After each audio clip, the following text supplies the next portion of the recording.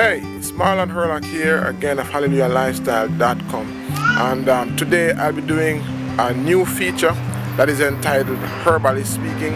You know, I've always said that the greatest weapon against sickness and disease is education, not medication. And in Herbally Speaking, I will seek to feature a number of local herbs as well as their uses. Alright, so for the next couple of features that I'll be doing, or the first set of features that I'll be doing, I'll be looking at herbs grown right in your backyard. As I said, it's not about taking medication. The greatest weapon against sickness and disease is education. A lot of persons that are sick and are chronically ill actually have a pharmacy right in the back of their yard, but with all the medicine that they have in the back of their yard, it really is of no use to them because they don't know what those herbs are. Alright, so what I'm going to ask you guys to do is to please like us on Facebook and go to our YouTube channel and subscribe to our YouTube channel so that you can get these videos as soon as they are released. Alright, so today I'll be looking at a herb right here in my yard in Montego Bay. Alright, so let's go. Alright, so I'm right here in Montego Bay, and today I'll be looking at a herb, and I'll be looking at a herb that is grown right here in my yard. Of course, these herbs would not be used in any of my formulation because you do not use herbs per se that are grown where animals traffic or where people traffic, simply because you don't want them to get contaminated. Alright, so today I'll be looking at a herb, and the herb that I'll be looking on is a herb that basically a lot of women complain.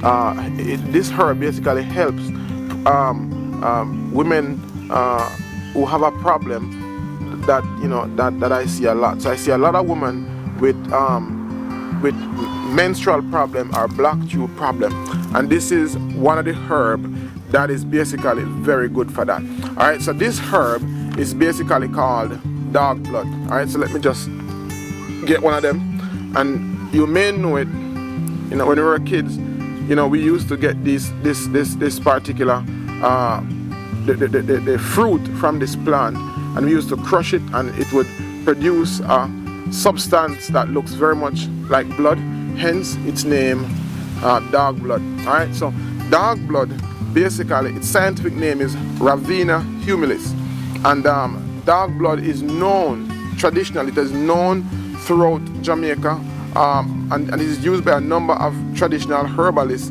basically for black tube and cleansing the womb. We use it in our formulation along with vervain, which is another herb that I'll be featuring in this series, shema maca, which is also another herb that I'll be featuring in this series, and a number of other herbs that are very, very effective in clearing black tube. So let me just get a piece of it. Alright, so now let me just get it. Alright, so here it is. So Ravina humilis, or dog blood, and this herb is not only useful for cleansing the womb, it's also very useful for cold and diarrhea, and it is used, I particularly use it with a number of other herbs, and this herb, you know, is found in a lot of homes across Jamaica. So that's it. And on our feature we talk about plant signature, and a plant signature basically is a unique characteristic about a plant that helps us to know the use of that plant. So one of the unique characteristics about this plant is that the fruits, when you produce a substance that looks just like blood, and that's a clue there that this plant is very useful as it relates to the blood. Alright, so we use dog blood along with a number of other herbs to clear tubes. So for women who have problems getting pregnant, for women with fibroids, for women with menstrual problems, this plant is very, very effective in cleansing that. Alright, so this is dog blood. As I said, it's grown in a number of homes. You don't have to use traditional, you don't have to resort to Western medicine. There are natural remedies out there that are, you know, equally and even sometimes far more effective, and you know, and very effective, very costly, very cost effective as well. All right, so this is the dog blood, and in the next features of Herbally Speaking, I'll be looking at a number of herbs that are grown right here in my yard and your yard as well. All right, so please, if you have any question, you can just, you know, write them at the bottom of this video, or you can make your comment. Let me know what you think about this series that I'll be doing, Herbally Speaking, in which I'll be looking at herbal plants. You know, a lot of persons also know plants. They know plants by name, but they don't know what they look like. And so what I want to use this feature to do is to give persons a working understanding of what the plant looks like, as well as how to get them. Now, another quick thing before I go, I want to use this video to also give you some clues as to how to harvest plant. Now, you don't want to harvest any herb when it is dark. So you want to harvest it when the sun is out, when the nutrients are alive, and when the active ingredients are very active in the plant. Plants, like humans, go to sleep in the dark, and so if you harvest them in the dark, then you won't get the nutrients, because those nutrients will be dormant. You need to get them when the plant has awoken. Also, you need to look for plants that are very green. You don't want plants that have yellowish leaves. Or look at this leaf, for example, it has a curl. So this plant would definitely not qualify to be used in any herbal formulation.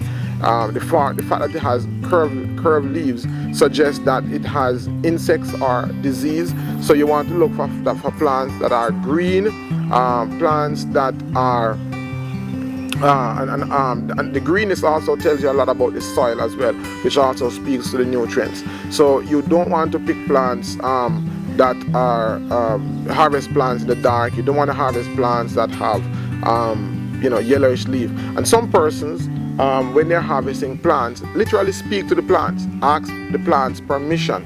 All right, because plants basically have medicinal properties, and sometimes there are a lot of herbalists, especially traditional herbalists, that believe that even though a medicine may be herbal, because of how it was harvested, because it was harvested in a way that was not friendly to the plants, there are a lot of herbalists who believe that the medicinal properties are not available in those commercially produced herbs. So that's just what some herbalists think. You can also tell me what you think on the bottom of this video as well.